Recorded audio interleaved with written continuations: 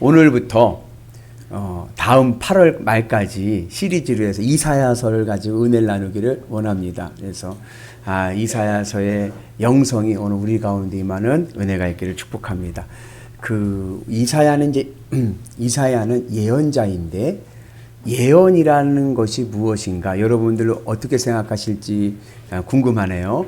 이제 성경을 연구하는 분들은 두 부류로 이해를 합니다. 한쪽은 예언은 정의를 이야기하는 거다. 그래요. 그래서 이제 예언자들의 꽃이 있습니다. 8세기 예언자들인데 주전 8세기입니다.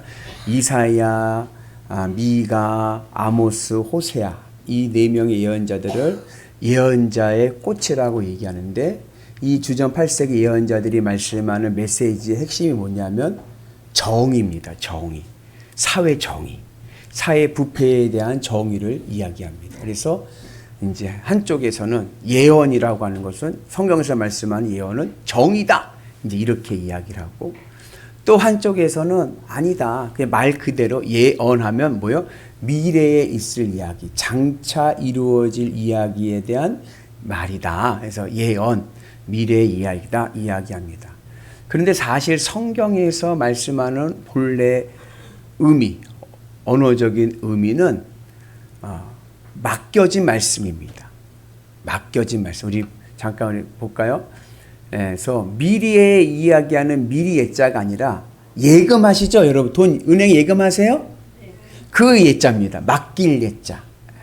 하나님께서 맡겨주신 말씀이에요. 그러니까 하나님께서 맡겨주신 말씀 안에는 정의의 내용도 있고 미래의 일도 있죠. 그죠? 그러니까 이걸 정의다, 미래의 일이다가 아니라 또는 때로 과거의 일을 회고해서 말씀하실 때도 있거든요. 그래서 성경에서 말씀할 때 예언은 맡겨진 말씀, 하나님께서 맡기신 말씀이 예언입니다.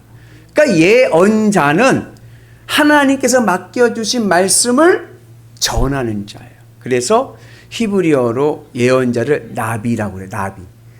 우리가 생각하는 나비야 할 때 그 나비. 근데 어원은 나바라고 하는 동사에서 왔는데 뜻이 뭐냐? 부르다예요. 부르다. 근데 이 나비가 이게 능동태인지 수동태인지 고대어기 때문에 잘 이해를 못해요. 그 능동형으로 먼저 이 나비를 능동형으로 이해를 하면은 부르는 자죠. 선포하는 자입니다. 이걸 수동태로 이해를 하면 어떻게 돼요? 부르심을 받은 자예요. 선택된 자입니다. 그래서 예언자면 부르는 자, 부르심을 받은 자, 선포하는 자, 선택된 자 그러한 의미를 가지고 있습니다. 그래서 이제 예언자를 또 영어로는 프라핏이라고 그래요. 프라핏. 프라핏은 헬라어 두 단어의 합성어입니다. 프로, 헬라어로 프로라는 뜻은 무엇을 대신하여 라는 말이고 페테스라는 말은 전하는 자예요. 무엇을 대신해서 전하는 자. 누구를 대신해서 전하는 자. 대신해서 전하는 자가 바로 예언자입니다. 그래서 이제 성경 안에서 예언자를 이해할 때는 하나님의 말씀을 하나님의 이름으로 이스라엘 백성들에게 전하는 자. 그가 바로 예언자입니다. 그리고 우리가 이 예언자랑 똑같은 의미로 성경에 쓰이는 단어가 바로 선지자와 선견자입니다. 그죠? 그 예언자라고 말을 들어보면 어떤 의미가 들어요? 예언자는 말씀 사역을 하는구나. 그죠? 여러분 보세요. 이사야, 예레미야, 에스겔, 호세아서부터 말라기까지 나오는 예언자들은요, 거의 말씀 사역입니다. 그들에게 어떤 특별한 이적이나 능력이 나타나는 기적이 나타나는 사건은 거의 없어요. 그죠? 근데 그 예언자가 말씀 사역을 포커스로 부른다고 하면 예언자와 동일한 의미로 쓰이는 단어가 선지자와 선견자가 있습니다. 선지자와 선견자도 예언자랑 같은 말이에요. 근데 선지자, 선견자는 조금 영적인 능력, 스피리추얼한 파워에 대한 뉘앙스가 강합니다. 그 선지자 하면 뜻이 뭐냐? 히브리어로는 호제라고 하는데 미리 아는 자죠. 미리 아는 자. 영적인 능력이 있는. 선견자 하면 로에라고 하는데 뭐냐? 미리 보는 자. 환상을 보는 자. 그래서 우리가 잘 아는 엘리야, 엘리사를 뭐라고 불러요? 선지자라는 말을 많이 쓰죠. 그들 능력이 많죠. 영적인 능력을 많이 행사하죠. 그래서 예언자, 선지자, 선견자는 같은 동의어인데 약간의 뉘앙스의 차이가 있다. 이것을 우리가 이제 알 수가 있습니다. 그리고 우리가 이제 이 예언자의 사명을 이제 감당하게 되는데, 오늘 이사야는 20살 때 하나님으로부터 부르심을 받습니다. 그리고 예언자들 중에서 가장 오랜 예언 사역을 했어요. 40년 동안 예언자 사역을 했습니다. 그리고 이 이사야는 속된 말로 뼈대 있는 가문의 사람이에요. 로얄 패밀리입니다. 사촌이 왕이에요. 사촌이 왕이면 할아버지가 왕이죠. 왕족입니다. 그래서 우시야 왕의 사촌이고, 우시야 왕 마지막 해에 소명을 받았습니다. 그리고 우시야, 요람, 그 다음에 아하시야, 히스기야 4대에 걸쳐서 예언자 활동을 했던 예언자입니다. 그러니까 여러분 보세요. 이 호세아서를 보면요, 호세아는요 마음만 먹으면, 요즘 우리 병소라면은 용산 대통령실 가서 대통령을 다 독대할 수 있는 사람인 거예요. 찾아가서 왕에게 이야기도 하고. 그럴 수 있었던 것은 이 이사야가 로얄 패밀리이기 때문에 그렇습니다. 근데 그럼에도 불구하고 그런 세상적인 명예 내려놓고 하나님 부르심에 순종해서 하나님의 사람으로 복음 사역을 잘 감당하게 됩니다. 이사야의 가족이 있는데, 이사야에게는 아내가 한 명입니다. 목사님, 그럼 아내가 한 명이지 여럿인가요? 그 시대 때는 4명까지도 두기도 했어요. 근데 이사야에게는 아내가 한 명이 있었는데, 이름은 나오지 않지만 이사야의 아내를 여예언자라고 이야기합니다. 그러니까 아마 이사야와 같은 말씀 사역을 했던 것 같습니다. 드보라나 미디암과 같이 여예언자이고, 자녀가 있는데 아들만 둘인데, 첫째 아들은 야알야수, 첫째 아들은 야알야수. 야알야습이라는 뜻은 뭐냐면은 남은 자는 돌아올 것이다, 그런 뜻이고, 둘째 아들은 마헬살랄 하스바스. 뜻은 우리 단어적인 뜻은 노력이 빠르다라는 뜻인데, 의미는 심판이 임박했다라는 거예요. 그래서 이사야서 전체를 아우르는 주제의 내용을 아들의 이름에게 놓은 거예요. 그래서 심판이 임했다. 하나님의 심판이 임할 것이고, 그 심판이 끝이 아니라 남은 자가 있다. 그들은 다시 돌아올 것이다. 다시 그들은 바벨론 포로에서 돌아와 회복할 것이다. 그러한 의미가 있습니다. 여러분들도 이름에, 자녀들 이름을 지을 때 이름에 의미를 두지 않습니까? 그죠? 이경재 집사님. 따님 누가 이름 줬어요? 그래. 누가 줬어요? 아버님이 어떤 의미를 지셨나요? 그래요? 이름을 지잖아요. 이름을 짓 때는 그 이름에 의미를 줘서 이름을 짓죠. 기대를 가지고. 제 이름이 민복기인데요. 저도요, 저희 아버지가 이름을 질 때 특별한 의미를 두지 않으셨습니다. 어떻게 지셨냐면, 저희 아버지 말씀에 의하면은 사람은 이름을 잘 져야 되잖아요. 이름을 잘 져야 되는데, 이름을 짓는 법을 모르고 장명을 할지 모르는데, 그러면 이제 장명소 가서 이름을 져야 되는데, 그러면 어떻게 돼요? 돈을 줘야 되는데 그 돈 줄 돈이 없었던 거예요. 가난해서. 그래가지고 저희 아버지가 어떻게 이름을 줬냐면은, 그 당시에 가장 유명했던 민씨 중에 기자 돌림 중에 제 기자 돌림인데, 기자 돌림 중에 제일 유명했던 사람이 누구냐면 대법원장 민복기가 있습니다. 그러니까 저희 아버지는 단순하게 저 사람 이름 따라서 지으면 굶지는 않겠다 해가지고 민복기로 지은 거예요. 근데 제 복자가, 그 대법원장 민복기의 복자가요, 복복자가 아니에요. 회복할 복자입니다. 다시 복자. 우리 부흥한다고 할 때 쓰는 부자는 같이 쓰이는 단어예요. 그래갖고 저희 아버지는 무심코 줬지만, 저는요, 목사 될 사명을 가지고 태어났습니다. 이 땅을, 턱이 짜거든요. 이 땅을 회복시켜라. 예. 해석하기 나름인데, 이사야도 자녀 이름을 그렇게 지은 거예요. 그래서 심판이 임했다. 그러나 남은 자들은 돌아올 것이다. 그런 의미로 이름을 이제 졌습니다.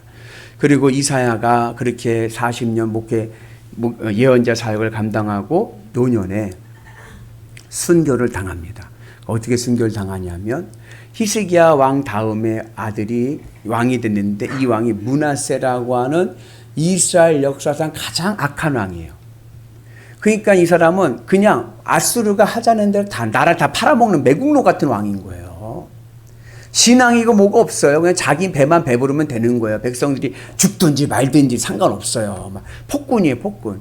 그래서 이제 이사야가 노년에 그 므낫세, 이건 성경에 나오는 얘기가 아니라 이제 나중에 역사, 이스라엘 역사에 나온 얘기인데, 그렇게 나라를 팔아먹는 그런 얘기를 하니까 이사야가 뭐라고 비판을 했냐면, 므낫세가 지금 다스리고 있는 이 유다는 소돔과 고모라와 같다 그랬어요.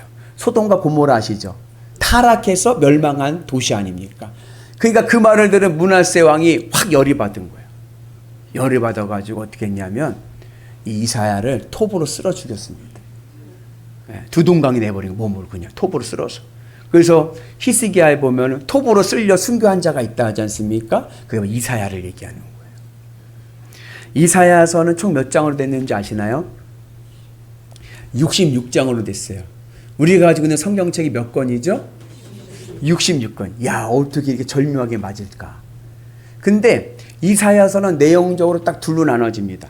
명확하게 나눠집니다. 1장부터 39장, 40장부터 66장이 명확하게 구분됩니다. 1장부터 39장은 어떠한 내용이냐면 이스라엘의 심판과 언약입니다. 아까 얘기했죠. 이스라엘은요, 이제 하나님의 심판을 받아서 무너질 거예요. 너무나도 타락을 했습니다. 불법이 만연합니다. 그래서 그 심판 가운데 남은 자는 돌아올 것이다. 하나님의 구원의 언약을 말씀하고 있습니다. 그리고 이 40장부터 66장에서는 무엇을 말씀하냐면 메시아, 우리가 잘 아는 구원과 새하늘과 새 땅, 하나님의 구원과 그리고 새하늘과 새 땅에 대해서 말씀합니다. 이게 뭐하고 연결이 돼요? 공교롭게도 우리가 지금 성경책과 또 연결이 되는 거예요. 여러분 구약 성경이 몇 권이에요? 구약 성경이 몇 권이에요? 39권이죠. 39권. 네. 구약 성경의 내용이 뭡니까? 하나님의 심판과 하나님의 언약이에요. 메시아 예수 그리스도에 대한 언약이 나옵니다. 그리고 신약이 몇 권이에요? 27권. 그 27권 신약의 내용은 뭐예요? 예수님의 구원 사역과 새하늘과 새 땅에 대해서 말씀하죠.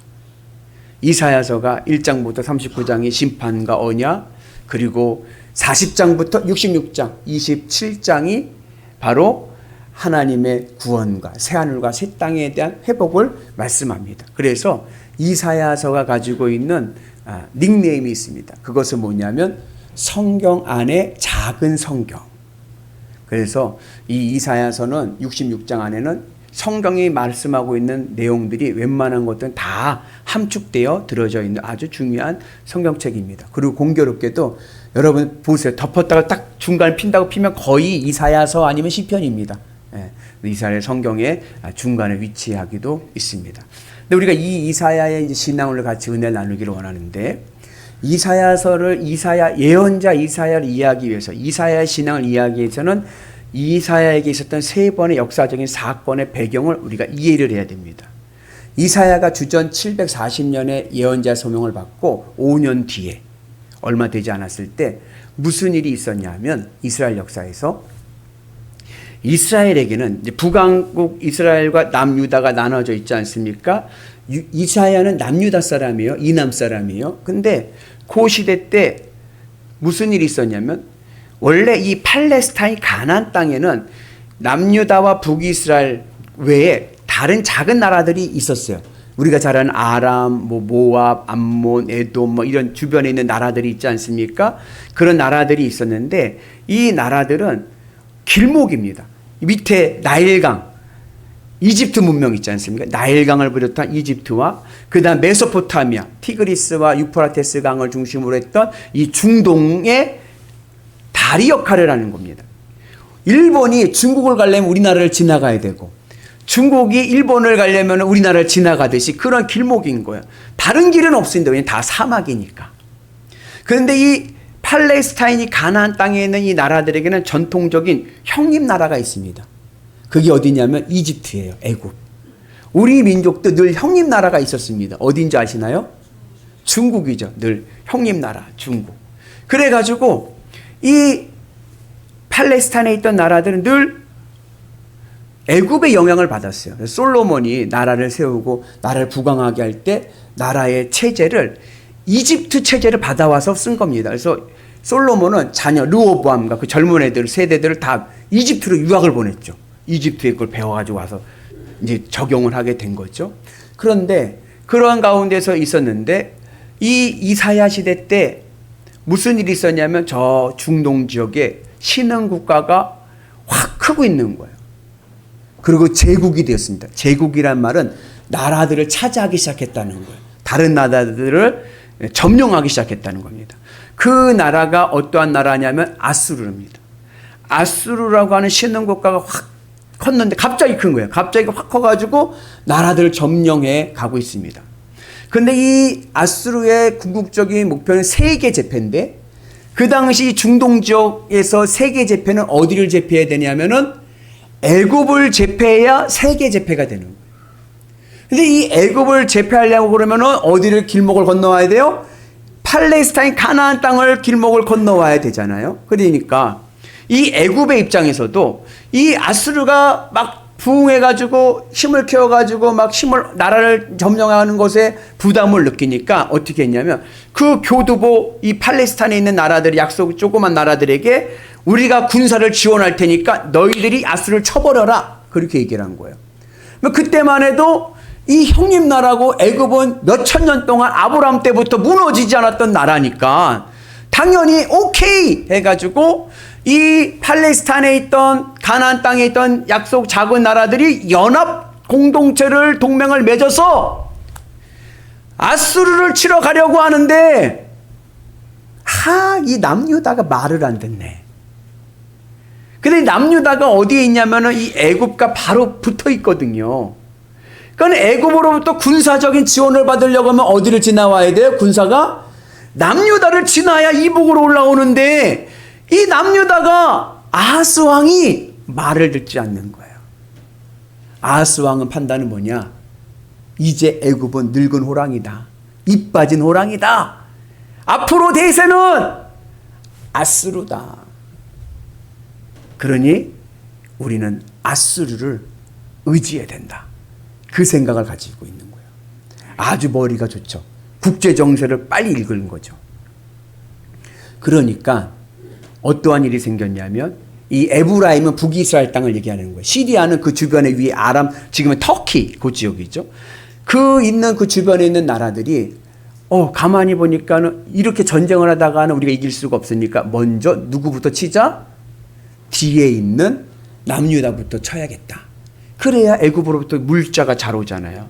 그래서 이 남유다에 있는 다윗의 왕족을 몰아내고 자기 말 잘 듣는 다부엘의 아들, 이름은 나오지 않지만 그 아들을 바지사장으로 내세워가지고 그래가지고 우리가 연합 처리해가지고 아수르를 쳐야겠다 해가지고 이 북이스라엘과 아람과 주변에 있는 작은 나라들이 모여가지고 남유다를 공격해 들어옵니다. 이 전쟁이 시리아 에브라임 동맹 전쟁이라고 그래요. 주전 735년에 있었습니다. 그런데 그때에 아하스는 어떻게 했을까? 여러분들 우리 이경재 권사님 죄송합니다. 아하스 왕이라고 하면 어떻게 하시겠습니까? 지금 막 쳐들어왔어요. 동맹을 막 쳐들어오려고 그래요.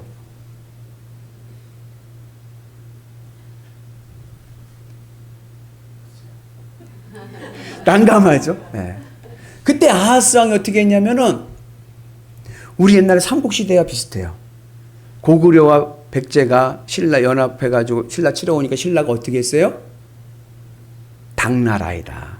SO 외쳐가지고 당나라가 명분 얻어서 고구려를 확 다 따먹었잖아요. 패러다임이 똑같습니다. 이 아하스가 아수르에다가 SOS를 친 거예요. 우리 지금 너희들 편들다가 죽게 생겼다. 도와달라라고 SOS를 치려고 할 때에 이사야가 스탑! 하면 안 된다. 아수르에게 도움을 청하면 결국 우리는 아수르의 속국이 되고 만다. 아수르의 속국이 되면 우린 다 망한 것이다. 그러니 아수르를 의지하지 말고 하나님을 의지해라. 하나님만 바라보자. 하나님께 매달리자. 그러면서 이사야가 강력하게 아하스를 찾아가서 하나님의 말씀을 전합니다. 근데도요, 아하스는요, 눈 하나 깜짝하지 않아요. 야, 지금 우리가 죽게 됐는데 여기서 하나님 타령이냐? 그래가지고 아수르에다가 도움을 청해가지고, 아수르는 땡큐죠. 왜요? 지금 이 밑에를 다 따먹어야 되는데 명분이 없는데 명분을 얻었어. 남유다가 도와달라고 하니까 명분을 얻어가지고 그때부터 밑에를 내려와가지고, 그 다음에 아람이란 나라, 나아만 장군 아시잖아요? 그 나라 아람이란 나라 그 다음 해에 무너지고, 그러면서 계속해서 그 팔레스타인에 있는 나라들을 아수르가 점령하게 됩니다. 이게 첫 번째 있었던 시리아 에브라임 전쟁의 내용이에요. 그리고 나서 그게 주전 735년이잖아요. 그리고 한 14년 뒤에 주전 721년에 무슨 일이 생겼냐? 결국에는 그 여파로 북이스라엘도 멸망하게 됩니다. 아수르가 다 밀어온 거예요. 그때 왕은 히스기야 왕입니다. 아하스는 죽고 히스기야 왕. 근데 이 아하스는 이사야에게 악한 왕 중에 악한 왕이에요. 불순종 중에 불순종인 거예요. 이거는 하나님을 의지한 게 아니라 강대국을 의지했네. 하나님을 의지한 게 아니라 세상을 의지하는 거예요. 근데 히스기야는 달랐어요. 이사야 예언자가 히스기야 왕에 대해서 굉장히 좋게 이야기를 합니다. 근데 그때 히스기야는 왕이 돼서 자기가 이제 보니까 북이스라엘이 무너졌어요. 북이스라엘이 무너지니까 피난민들이 내려오잖아요. 여러분, 만약에 중국이 북한을 점령하면 북한에 있는 우리 동포들이 이남으로 내려오겠죠. 피난 오겠죠. 그러면 그 피난민들, 난민들을 받아줄 것입니까? 아니면 반대하시겠습니까? 네? 이게 또 딜레마인 거예요. 그죠? 네. 근데 그렇게 피난민들 내려올 때 이 히스기야가 그들을 다 받아줍니다. 그리고 히스기야는 그들과 함께 개혁을 하는 거예요. 왜냐? 지금 히스기야가 왕이 돼서 보니까, 정권을 보니까 이 안에 당이 두 당으로 나눠졌어. 한 당은 친애굽파, 친애굽당이에요. 그래도 우리 형님 따라가야 된다. 애굽과 편들어서 아수르랑 싸워야 된다라고 하는 친애굽당이 있고, 또 한쪽은 친아수르당. 이미 정권은 바뀌었다. 시대는 바뀌었다. 아수르에게 딱 붙어야 우리는 산다. 이렇게 나눠진 거예요. 근데 히스기야 보기에는 이건 아닌 거야. 그래서 얻은 결과는 뭐예요? 속국이 되고 만 거예요. 하나님의 신앙을 다 잊어버린 거예요. 아수르의 우상들이 다 점령했습니다. 그때 히스기야는 이북에서 내려온 모세의 신앙을 가진 사람들과 함께 힘을 모아서 우리가 다시 모세의 신앙으로 이 나라를 세워야 된다. 그러면서 히스기야의 개혁이 일어납니다. 여러분, 모세 신앙이 뭡니까? 마음과 뜻과 힘을 다하여 주 여호와 하나님을 사랑해라. 이게 모세 신앙이에요. 주님을 마음과 뜻과 힘을 다해서 다른 거 보지 말고 하나님만을 바라보며 나가자. 그래서 히스기야가 그런 개혁을 합니다. 그게 이사야에게는 큰 은혜가 된 거예요. 그러한 사건이 있었고, 그리고 난 다음에 한 20년 뒤에 무슨 일이 났느냐? 사단이 난 거예요. 주전 721년에 아수르가, 히스기야가 말을 듣지 않잖아요. 히스기야가 아수르의 속국에서 벗어나려고 하고 하나님의 나라를 세우려고 하니까 이 아수르의 사네립 왕이 이 북이스라엘을 쳐들어옵니다. 그 남유다를 쳐들어온 거예요. 남유다를 쳐들어와 가지고 싹 다 먹었어요. 유다의 46개 성읍을 다 차지하고 예루살렘만 남은 거예요. 예루살렘 성만. 이스라엘 군대가 18만 5천 명이 둘러쌌습니다.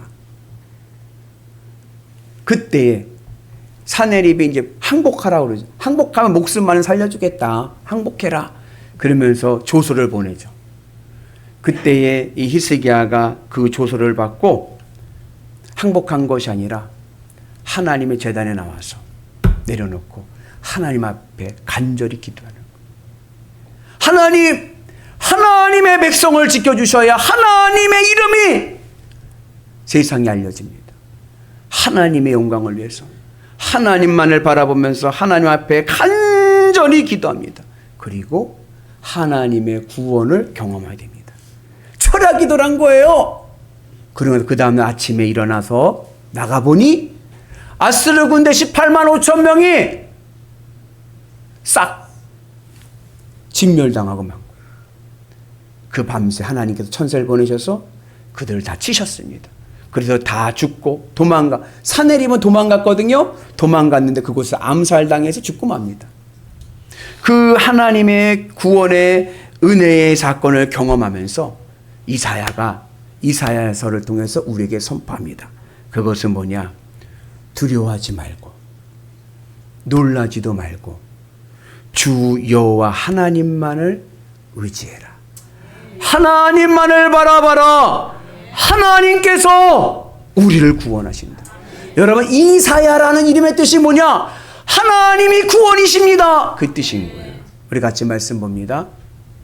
두려워하지 말라. 내가 너와 함께함이라. 놀라지 말라. 나는 네 하나님이 됨이라. 내가 너를 굳세게 하리라. 참으로 너를 도와주리라. 참으로 나의 의로운 오른손으로 너를 붙들리라. 하나님의 구원과 은혜가 있을 줄로 믿습니다. 우리 1부, 2부 때도 했으니까 우리 3부 때도 한번 하시죠. 두 분씩 짝을 잡으세요. 두 손을 잡아보세요. 이렇게 두 손 잡아보세요. 우리 이상돈 집사님, 우리 원 집사님 손 잡아보시고. 네. 우리 김용찬 집사, 우리 김용찬 성도 오랜만에 오셨는데 이제 그 성도 이쪽으로 잠깐 같이 앉으시고. 우리 저기 뒤로 이정희 권사님 같이 김상래 집사님하고 세 분이 같이 앉으셔야겠네. 짝을 다 접으세요. 우리 소원이 뒤로 가서 우리 최동혁 집사님하고 그 최동혁 집사님은 노기린 집사님하고 손 집으셔야겠네. 아이고, 같이 잡으셨나요? 두 분의 얼굴을 보시고 눈을 마주치고 그러면서 제 말을 따라서 하는 겁니다. 두 손 잡으셨어요? 두려워하지 말고 놀라지 말고 주님만 의지합시다. 우리 하나님 힘 좀 쓰십니다. 아멘이십니까? 두려워하지 말고 놀라지도 말고 여호와 하나님만을 의지하는 은혜가 있기를 축복합니다. 우리 하나님 힘 좀 쓰십니다. 구원의 하나님의 은혜를 보는 역사가 있기를 주님의 이름으로 축복합니다. 그래서 이사야가 그 역사적인 사건들을 경험하면서 이야기합니다. 세상 의지하려고 하지 마. 세상에서 좋다고 하는 것, 세상에서 강하다고 하는 것, 그것이 오히려 나를 잡아먹는다. 그것을 의지하지 말고 오직 하나님만을 의지하고 하나님만을 바라보고 나가면 하나님의 구원이 오늘 우리 가운데 임하게 될 줄로 믿습니다. 의지한다는 게 뭐예요? 의지한다는 건 두 팔로 매달리는 거예요. 매달리는. 주님만 매달리고 나아가 살아가게 되면 하늘의 구원이 임하게 될 줄로 믿습니다. 우리 같이 말씀 봅니다. 여호와 우리 하나님이여 주 외에 다른 주 우리를 관할하였사오나 우리는 주만 의지하고 주의 이름을 부르리이다. 이제는 내가 주님만을 의지하고 내가 주님의 이름만을 부르겠습니다. 그 은혜가 있기를 주의 이름으로 축복합니다. 그래서 이사야의 신앙은 뭐냐? 절대 믿음, 절대 믿음. 어떠한 형편에서도 믿음으로 가는 거예요. 어떠한 어려움 속에서도 두려워하지 않고 어떠한 시련 속에서도 놀라지 않고 믿음으로 가는 거예요. 주님만 바라보는 은혜가 있기를 주의 이름으로 축복합니다. 그런데 세상을 살다 보면요, 이게 안 돼요. 이게 교회에서는 아멘 했지만 예배당 나가서 세상 살다 보면 아이고 이거 무슨 주님은 무슨 주님이냐, 세상 의지하고 세상 눈치 보고 그리고 살아갈 때가 많습니다. 왜 그러냐? 하나님을 알지 못하기 때문에 그래요. 여러분 하나님 아십니까? 아유 목사님 제가 교회 다닌 지가 얼마인데 하나님에 대해서 얼마나 많이 아는데요. 하나님에 대해서 많이 알죠. 하나님을 아시냐고요. 지식으로는 많이 알죠. 성경 공부 많이 해서 알죠. 하나님에 관해서는 많이 알죠. 그러나 하나님을 인격적으로 내가 아십니까? 내가 하나님과 인격적인 교제가 있습니까? 내가 하나님과 직접 만나서 인격적인 교제를 할 때 비로소 알게 됩니다. 그런데 내가 하나님을 내가 인격적으로 알지 못하니까 하나님의 만남의 경험이 없으니까 내가 이 믿음의 이사야의 말씀이 내 삶에 꽂히지만 현실에서는 그게 두려운 거예요. 그게 되지를 않는 거예요. 욥이 나중에 하나님 앞에 고난과 고난 속에서 하나님의 말씀을 듣고 깨달았을 때 하는 말이 뭐예요? 내가 이제 귀로 듣던 하나님을 봅니다. 그전에 많이 들었죠. 머리로는 알죠. 근데 내가 경험 속에서 하나님을 만나고 깨닫게 되니까 비로소 하나님의 전능하심, 하나님의 구원을 보게 되는 줄로 믿습니다. 그래서 여러분 주님의 은혜 안에서 하나님을 인격적으로 만나는 은혜가 있기를 축복합니다. 그러기 위해서 우리에게 중요한 신앙의 지혜가 뭐냐? 내가 왜 하나님을 인격적으로 만나지 못하는가? 내가 이 땅에 믿는 구석이 있기 때문에 그래요. 여러분들 마음에 어려운 일이 생겼을 때에 여러분들 마음에 안심을 가져다 주는 것이 무엇입니까? 그게 어떤 분들은 저 옷장 안에 숨겨놓은 통장의 잔액일 수도 있고 힘들 때마다 통장 그래도 이게 있으니까 내 안심이다. 이러니까 내 노후는 걱정됐다. 어떤 분들은 연금 많이 보내셔갖고 그래도 죽을 때까지 연금 나오니까 걱정 없다. 그런 분도 있고 어떤 분들은 자녀들 이렇게 자는 것도 막 아휴 그래도 요 녀석들이 나중에 우리 노후를 책임져 주겠지. 천만의 말씀인 거예요. 기대를 하지 마세요. 내가 이 세상에서 내 마음의 안심, 안정감을 찾으려고 하면 그 찾으려고 하는 것이 있으면요 절대로 하나님 의지할 수가 없습니다. 우리가 하나님을 온전히 믿고 이사야와 같이 절대 믿으러 나가기 위해서는요 내 마음에 안정감을 찾으려고 하는 이 세상 것들을 다 없애버려야 돼요. 여러분 아까 이사야가 히스기야 왕에 대해 굉장히 칭찬을 많이 했잖아요. 근데 히스기야도 처음부터 그렇게 뜨거운 믿음의 사람은 아니었어요. 히스기야가 믿는 구석이 있었습니다. 왕이 되고 나서. 그게 뭔지 아세요? 그게 돈이에요. 히스기야 때 경제가 괜찮았거든요. 왕궁에 돈이 많았어요. 금은부화가 많았어요.